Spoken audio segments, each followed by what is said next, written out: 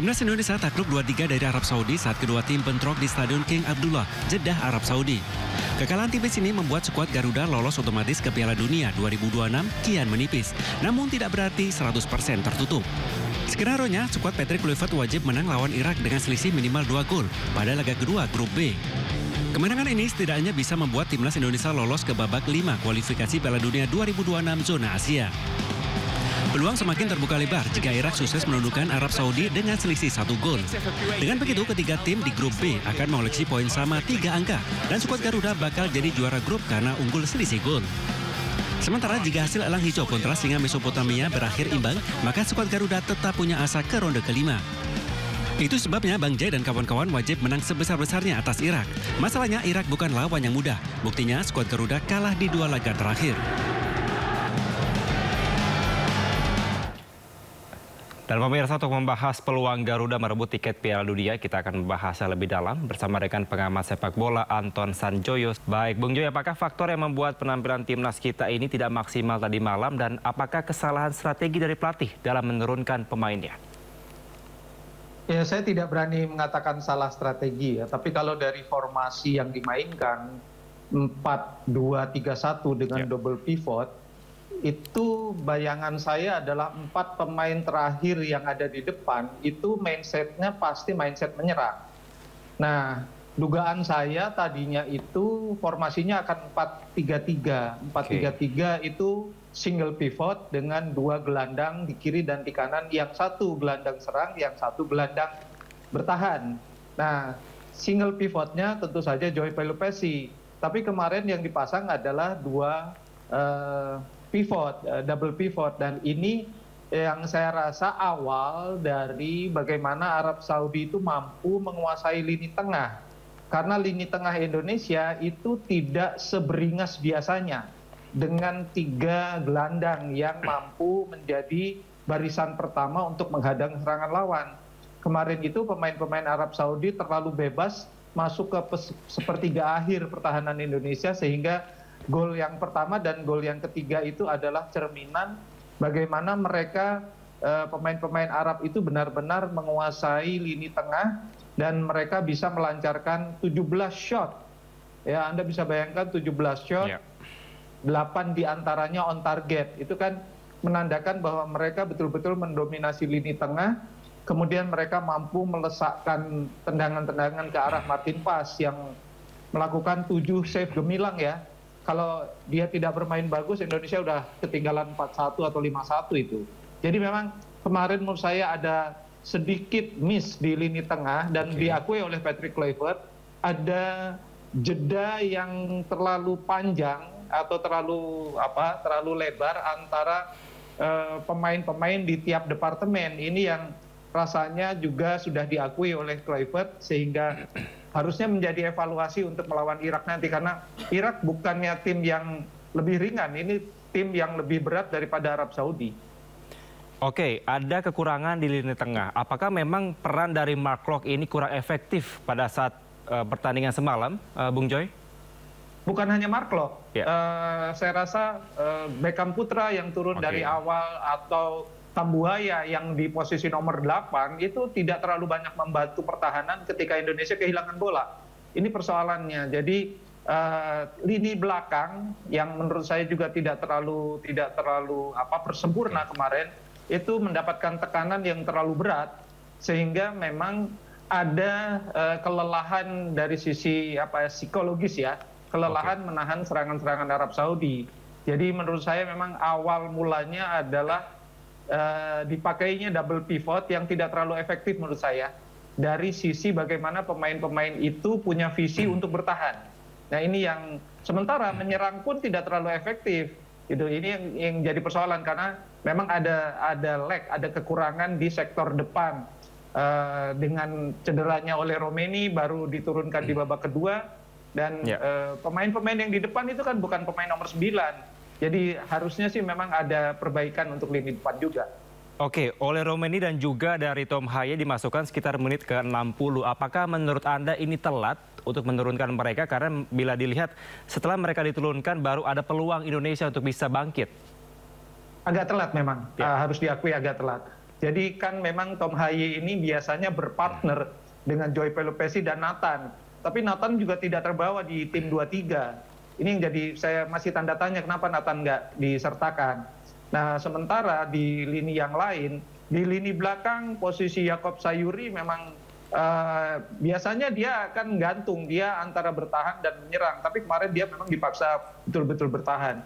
Jadi memang masuknya oleh Romini dan Tom Haye ini mengubah konstelasi permainan Indonesia. Tapi ya sudah telat karena sudah ketinggalan 3-1 kalau nggak salah, saya lupa. Tapi memang setelah masuknya oleh Romini kan banyak peluang. Bahkan dia sendiri mendapatkan 1 peluang bersih. Penalti Indonesia juga hasil dari manuver dia. Nah, inilah yang saya rasa sudah menjadi catatan lah bagi Kluivert dan kawan-kawan. Oke, Bung Jo, ini ada beberapa kritikan terhadap Mark Klok pada saat dirinya memimpin di lini tengah. Apakah memang seharusnya di laga berikutnya ini diturunkan seperti ada sampaikan tadi Tom Haye di awal, kemudian dan juga oleh Romerni pada saat pertandingan selanjutnya? Saya rasa kalau melihat dari 40 menit terakhir ya, atau 30 menit terakhir, itu kan Tom Haye kan memang sudah umurnya sudah tidak muda lagi. Jadi memang mungkin ada pertimbangan itu. Tapi menurut saya pengalamannya masih dibutuhkan. Saya nggak tahu bagaimana dengan Nathan. Nathan ini memang penampilannya jelek terakhir ketika melawan Jepang. Tapi kan lawannya Jepang. Itu loh. Jadi saya menduga ini akan kembali ke posisi 3 di tengah. Sementara 3 di depan itu akan berganti-ganti. Tapi saya rasa oleh Romini akan kembali ke posisi nomor 9. Baik, Bung Jo, ini kan gol dari Arab Saudi lebih dominan akibat kesalahan dari pemain timnas, seperti clearance Mark Klok atau pelanggaran dari Sayuri. Apakah memang ini berkaitan juga dengan mentalitas dari para pemain? Ya, karena tekanan yang begitu bertubi-tubi, tentu saja ada kesalahan-kesalahan yang pasti dibuat ya. Pemain dunia sekalipun kalau dengan intensitas tekanannya tinggi, pasti akan membuat 1-2 kesalahan. Jadi saya tidak bermaksud menyalahkan pemain yang membuat kesalahan di lini belakang. Karena memang mereka tekanannya dari awal tuh sangat tinggi. Dan itu sebetulnya mereka bisa berkurang stressingnya itu kalau lini tengah bekerja dengan baik. Nah, bagaimana dengan baik yang saya maksud? Mereka adalah departemen pertama yang harus menahan serangan dari pemain-pemain lawan. Atau dalam hal ini pemain Arab. Dan kemarin pemain Arab itu leluasa sekali ya. Di 30 meter terakhir sebelum Martin pas, mereka tuh leluasa sekali, passing pendek, yang membuat saya rasa juga kelelahan pemain-pemain yang bertahan, karena saya rasa dengan intensitas begitu tinggi, memang kelelahan fisiknya itu sangat cepat.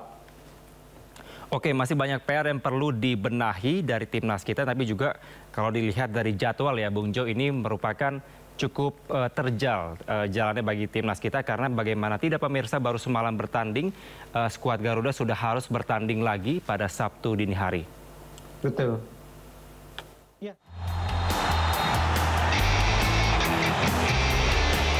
Timnas Indonesia tak diuntungkan dari sisi jadwal pertandingan. Dibandingkan Arab Saudi dan Irak, Indonesia bisa dibilang yang paling lelah dalam menjalani pertandingan. Timnas Indonesia baru bertanding dini hari tadi, sementara laga keduanya berlangsung pada Minggu 12 Oktober 2025.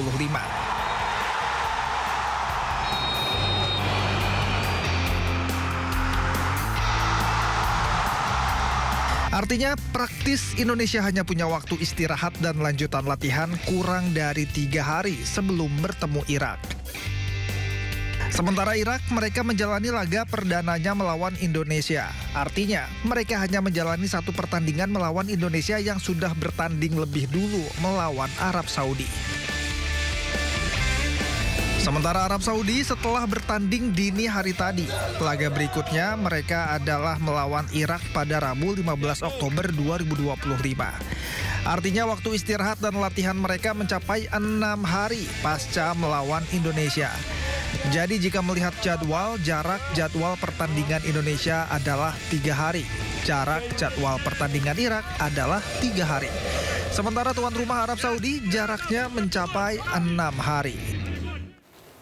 Ya, Bung Jo, ini berkaitan juga dengan jadwal. Ini Arab masih punya waktu 6 hari lagi untuk bisa melakoni pertandingan berikutnya. Nah, kita Sabtu dini hari sudah harus melakoni Irak. Ini Anda melihat apa yang perlu dilakukan oleh Patrick Kluivert sebagai nahkoda dari timnas kita agar bisa benar-benar membuat peluang ini bisa menjadi yang berharga buat Indonesia?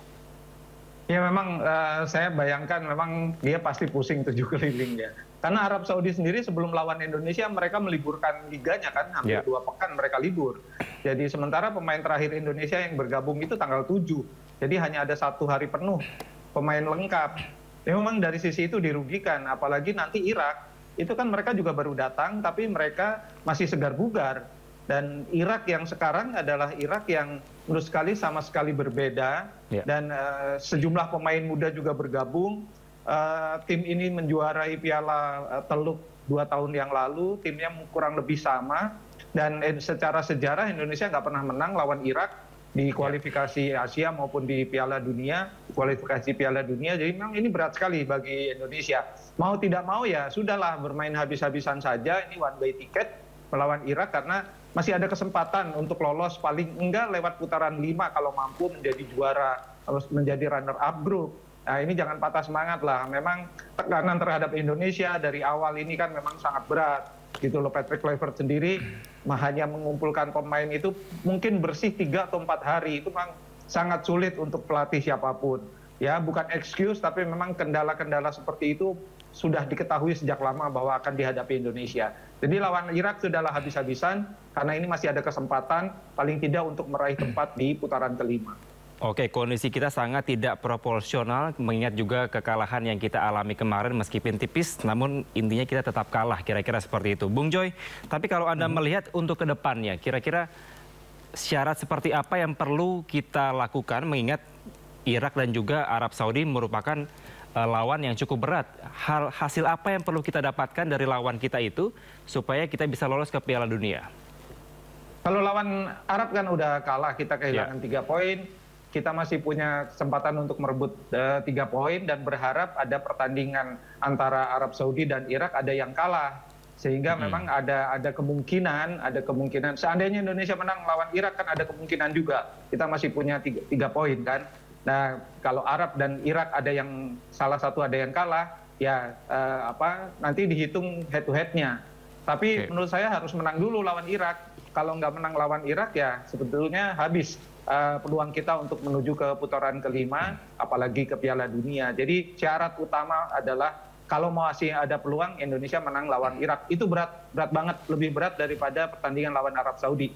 Tapi ya bagaimanapun kan bola itu bulat ya. Bola itu bulat dan masih ada kesempatan meskipun tidak sebesar kesempatannya tidak sebesar ketika melawan Arab Saudi, tapi ya mudah-mudahan semua bisa pulih dalam 2 hari. Kemudian susunan pemain terbaik yang harus diturunkan, Tom Haye tampil di sejak awal, Romeni kalau bisa tampil sejak awal kalau dia pulih, ya rasanya sih Verdong kalau dia pulih juga harusnya dia bisa tampil. Ya mudah-mudahan tim terkuat nanti lawan Irak. Oke, setidaknya kalau memang kita tidak lolos di putaran keempat, tentu kita wajib melaksanakan playoff atau putaran kelima, kira-kira begitu. Namun Anda melihat kira-kira lawan kita nanti bukannya pesimis ya, tapi berandai-andai. Kira-kira lawan siapa, Bung Joy? Masih belum saya ketahui karena di grup A kan kemarin Oman lawan itu kan 0-0. Masih ada pertandingan yang lain. Jadi belum tahu nih lawannya kira-kira siapa. Tapi kemungkinan besar ya kalau nggak Oman, Uni Emirat Arab. Oke, Uni Emirat Arab atau nggak Oman begitu ya?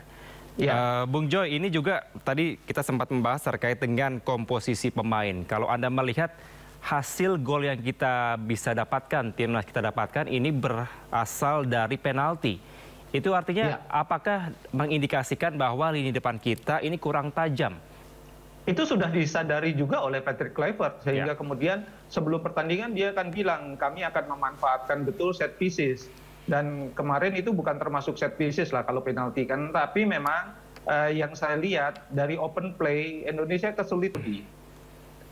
Baik, dan juga terkait dengan tidak hadirnya atau absennya Marcelino, kemudian Calvin Verdong pada saat pertandingan semalam, itu berpengaruh besar tidak kalau menurut Bung Joy?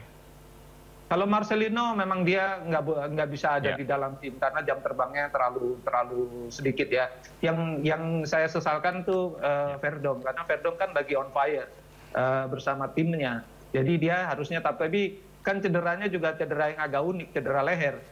Jadi memang mudah-mudahan sih dia 2 hari ini bisa pulih lehernya dan bisa tampil untuk melawan Irak karena dia sangat dibutuhkan untuk memimpin sektor kiri pertahanan dan sektor kiri serangan.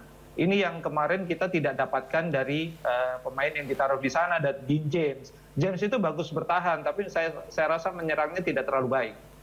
Baik, kita harapkan tentunya yang terbaik meskipun kondisi kita kurang proporsional untuk melawan atau melakoni putaran keempat, terutama pada saat melawan Irak pada Sabtu dini hari nanti. Terima kasih Anton Sanjoyo atau Bung Joy, pengamat sepak bola telah bergabung bersama kami di Sindo Sore. Salam sehat selalu Bung Joy.